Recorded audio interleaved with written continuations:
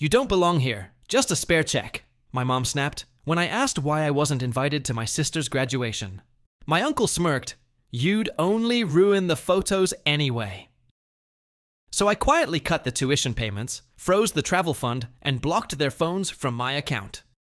The party went ahead, but so did the debt collectors, right outside the venue. The kitchen light buzzed above us like it was nervous too. Mom's voice hit me first. "David, for God's sake, stop asking. You don't belong there. It's her graduation, not your stage. You're just the spare check." Her words sliced through the room like a knife. I stared at her.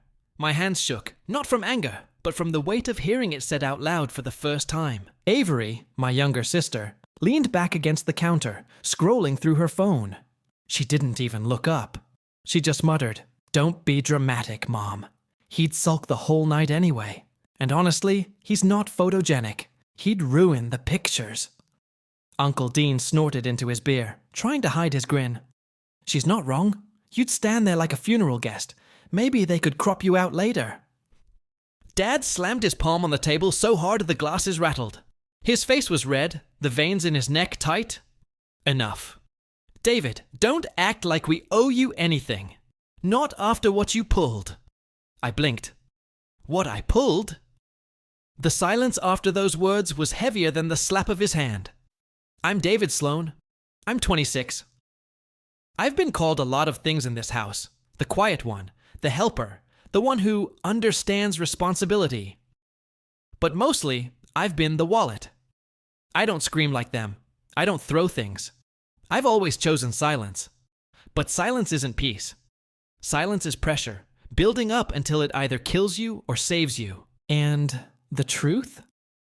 I've carried something with me for years, something I've never said out loud, a truth that could break this family open like glass.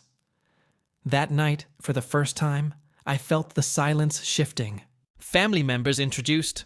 Mom, Evelyn, 52, always torn between guilt and pride, but her tongue is sharp as a blade.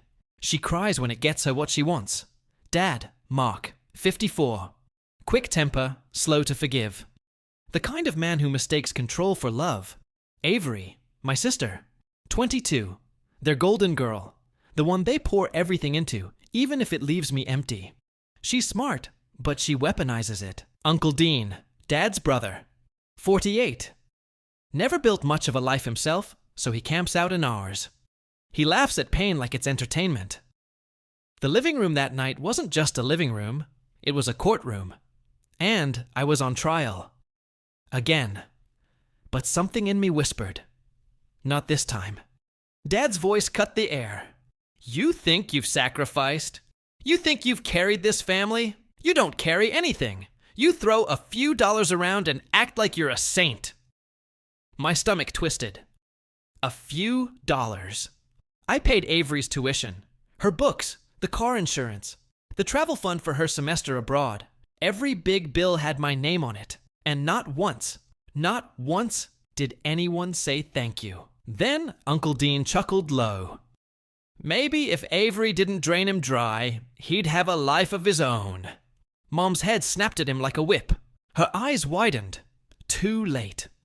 The slip was out there. The lie was cracking. And I knew. Something deeper was buried under all of this. "You always favored her," I said. My voice was calm, even. And because I never spoke, everyone went still. Mom gasped. "That's not true." "Don't," I said quietly. And for the first time, she stopped mid-sentence.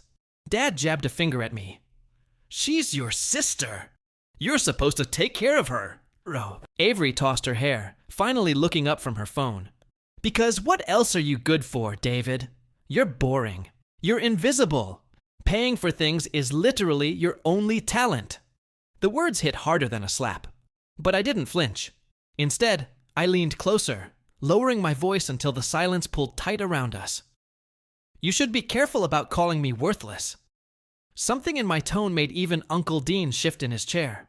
I remembered the first semester of Avery's college. I was 20, working 2 jobs, still in school myself. She called crying about how her textbooks were too expensive. I sold my guitar that night. The only thing that made me feel like myself. Mom hugged me, said, "Thank you," and then, like it was nothing, added, "Well, you weren't really using it anyway." Dad told me, "That's what men do. They give things up. Family first." And Avery? She smirked and said, "Don't get too attached to stuff, David. You'll survive." I did survive, but part of me never came back from that pawn shop. And now, hearing her call me worthless, I realized she knew exactly what she was doing all along. It was Avery who slipped. She always slipped when she felt untouchable. "You think you're the hero here, David?" she sneered. "You didn't even pay for all of it. Dad used Grandpa's money before he died. And you didn't even notice." The room froze. Mom gasped. Dad's eyes widened. Uncle Dean's smirk faltered. But me? I didn't blink. Because I had noticed. Months ago. I'd seen the statements.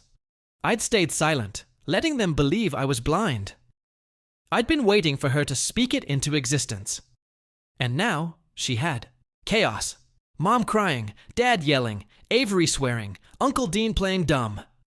The house felt like it was splitting in half. But I was calm, still. "I gave you my silence," I said slowly. "For years. Tonight, I give you the truth." I pulled out my phone. One tap, their phones lit up at the same time. Account access revoked. Payments frozen. Family plan canceled. Mom screamed. Avery's jaw dropped. Dad lunged toward me. Uncle Dean whispered, "Holy hell! He actually did it!" And I just stood there, quiet, free. I walked to the door like a man leaving a cage. My father shouted after me. My mother begged. Avery's voice was the last one I heard. "You'll come crawling back, David. You always do." My hand was on the doorknob when I turned slightly. Not this time. Behind me, Mom's voice cracked. "David, I didn't know it hurt you this much." It was too late. But for once, I didn't leave with hate in my chest. I left with air in my lungs. Weeks later, word got back to me. At Avery's graduation party, debt collectors showed up outside the venue. Suits and clipboards, embarrassment written all over their faces. Dad shouted, Mom cried, Avery screamed. Dean slipped out the back like the coward he was. And me! I sat alone in my small apartment, one lamp on, a cup of coffee in hand. I breathed. I didn't shake. I didn't carry them anymore. For the first time, I whispered, I don't live under their weight. It wasn't joy. It wasn't revenge. It was peace. And that was enough. If you were in my place, would you forgive them or walk away forever? Tell me in the comments. Your voice matters here. If you felt David's pain, hit like. Subscribe for more true-to-life stories. And share your own story, because silence only wins when we let it.